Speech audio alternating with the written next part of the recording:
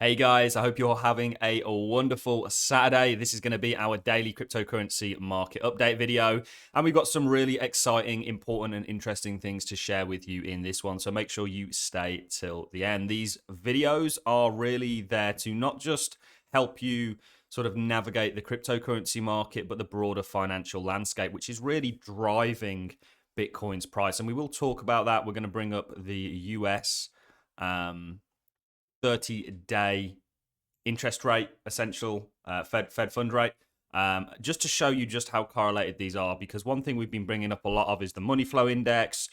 We've been doing this really to just sort of show you that, you know, the Bitcoin story, the Bitcoin price is really led by the broader economy, and really the Fed largely, but we also have Europe doing a number of things. You know, there's too many negative pressures out there for me to expect a new bull run to be ushered in just yet. A new bull run will come, and we will be there when it does. But for now, guys, you know, I think we're moving into quite a harsh winter, and we're going to talk about that a little bit in this video. We're going to be pulling up a number of tweets from Lynn Alden, and another one here talking about the ECB, the European Central Bank, and their interest rate hiking regime.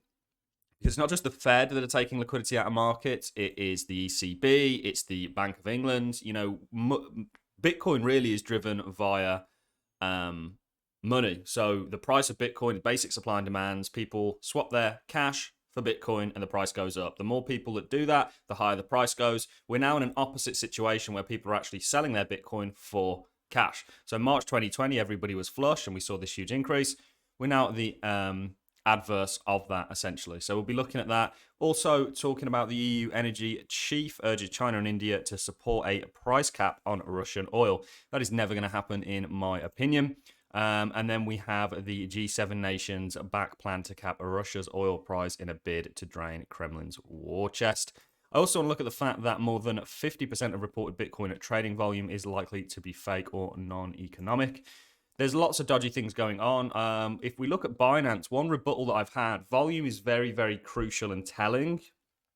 And if we look at Binance, when you see a move either to the up or the downside, you want volume to back it up. You know, this kind of shows conviction. Okay, so if you see a strong up move, you want the volume to be there dictating it. Now, one rebuttal that I've had is that, okay, well, why have we seen such large amounts of volume in this move to the upside? Surely that should suggest, you know, and sort of show the footprints in the sand that you have some big players and big cash getting in here. If the directional move for Bitcoin is up and the volume supports it, well, that shows that there's something backing this move. The issue that I have is if you look at Binance and you look at the volume, and then look at the likes of KuCoin, for example, or let's look at Bitstamp, you can see that there is very, very low volume here. We could do it with any of the other exchanges.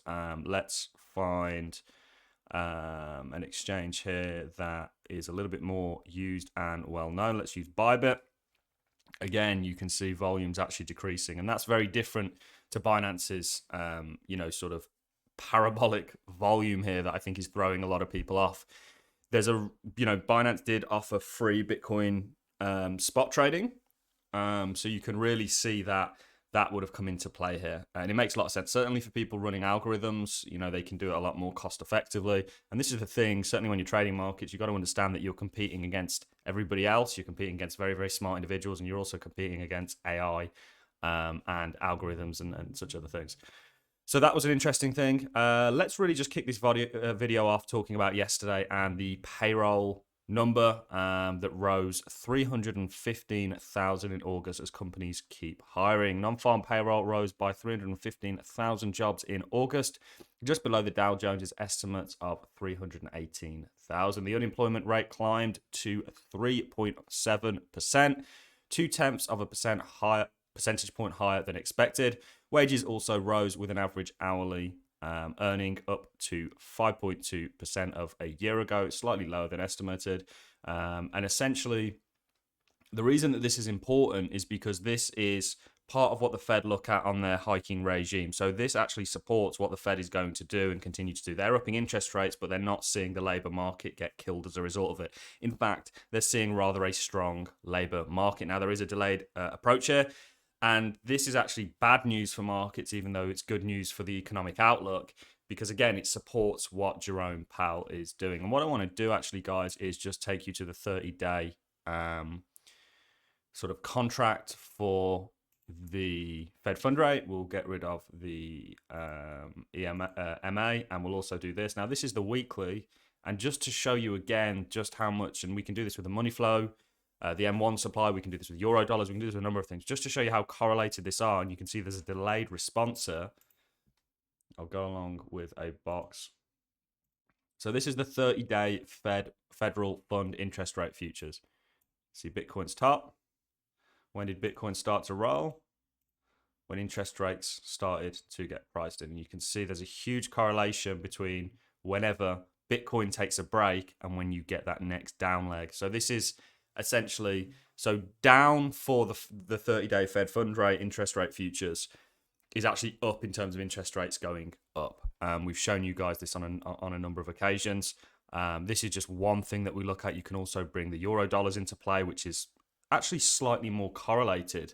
You know, you can see that there wasn't that much of a delay here, and you can see that the rest periods have been very much in tune. This is something to watch, because when you get, and if you get, by the way, that roll to the downside, which remember, this month the Fed are going to hike again. This month we've got the ETHEREUM merge, we've got the Cardano testnet, Vasil hard fork. There's lots going on this rate, including CPI data, including the Fed actually coming out and making a concrete decision. People calling for 75 basis points in interest rate hikes. I'm not sure we're going to get that. I think 50 is a lot more plausible, but that is now, people are looking at that. So if we get a 50, maybe markets take that as bullish. These are all things that we're trying to work out, but this is something you want to pay attention to. And this is a concrete evidence, in my opinion, that Bitcoin isn't moving off of its own merit. You know, we had BlackRock getting in and partnering with Coinbase to essentially facilitate the ALLIN branch of BlackRock to be able to offer basically Bitcoin exposure and crypto exposure to their clients. That didn't move the price one bit. What's moving the price is the macro kind of driver. We might as well throw the M1 money supply in here just to really confuse and make this chart colorful. You know, you can see the story here. So this is interest rates going down. This is money going up, March 2020. You can see markets flourish. Now look, we're at the opposite end of it. It's all very correlated. You're kind of playing this 3D sort of chess game.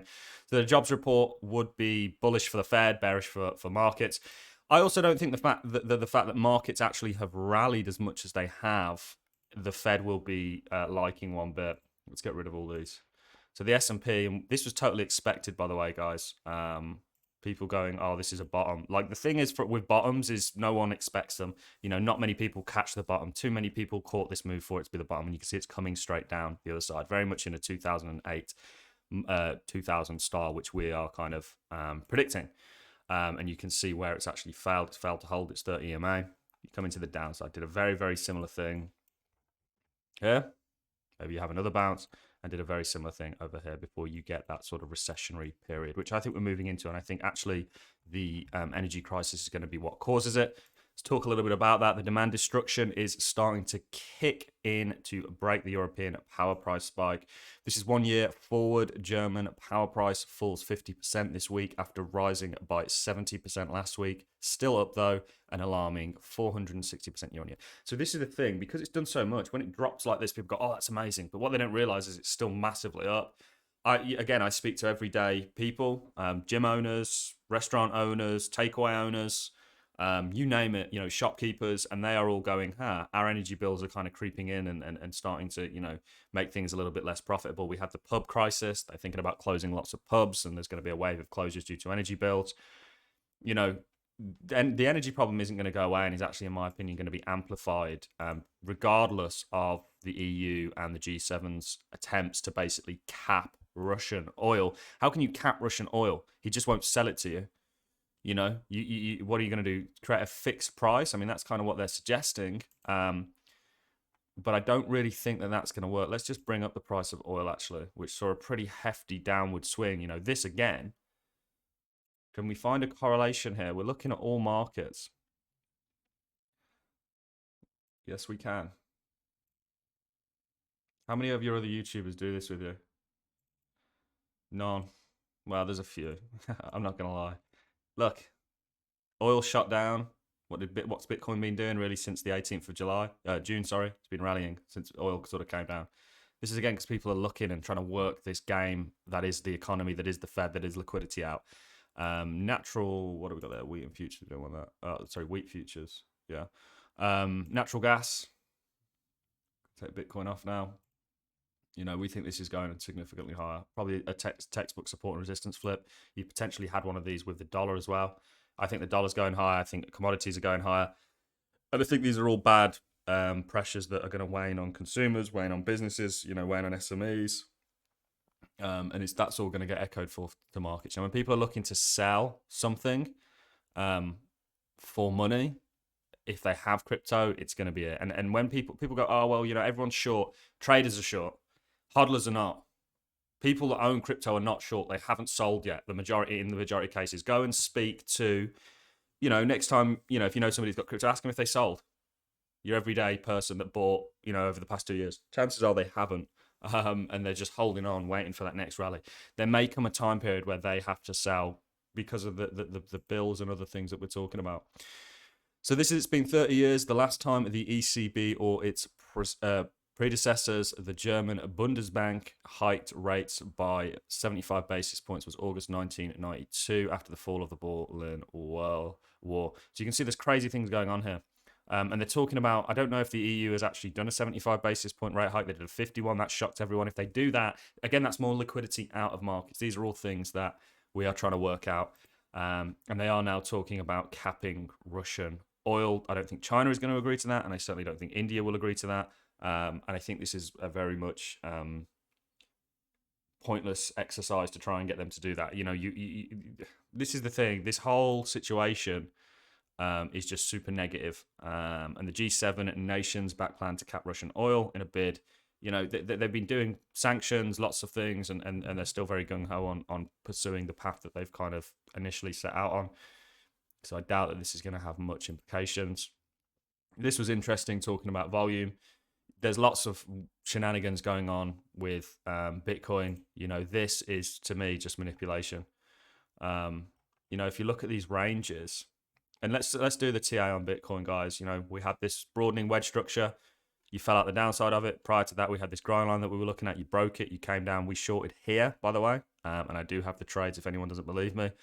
Also shorted down to this. And now we've been getting kind of chopped around because this is just range, a very much range-bound environment. You can see the wicks are very telling. Very much just trader-driven, waiting for that next move. To predict that next move, okay, there's going to be data that's probably going to drive it. Watch the dollar. Watch the, and we were looking at this as support actually yesterday, this sort of red line. Also watch the likes of what we've mentioned today in regards to the 30-day Fed fund interest rate hike, or interest rate futures, sorry, and the euro dollars. So that's really all I've got for you guys. Also watch your commodities because there's a correlation there. We'll see what the day brings for Bitcoin. Very low volume on the weekend. So, you know, you expect some volatility. For me, you know, really, this is the 20K level that we have highlighted down here. This will break. This is not strength. We gave the bullish scenario. We don't just, and believe me, I'm looking for a reason to be bullish, guys. I do not want to be bearish. It doesn't suit my personality in regards to crypto because I'm such a believer in it. But this is not strength. You're not seeing, considering this is such a key level, 20K, such a nice big round number that has historical significance. That's not strength. Maybe you're forming a base here, but you need to see the strength before you start getting bullish. All I've got for you in this video, guys. Also, I think Ethereum is going to have quite a nasty shock after the merge. Who's going to be wanting to buy Ethereum post-merge in this kind of an economy? Certainly when you have all those free tokens airdrop to you that you're going to be able to dump onto the market. It's going to be very, very interesting. All I've got for you in this video, guys. You enjoyed the content, like us, always appreciate it. So, as a comment, I look forward to seeing each and every one of you in the next YouTube video. Have a wonderful day, ladies and gentlemen. See you in the next one.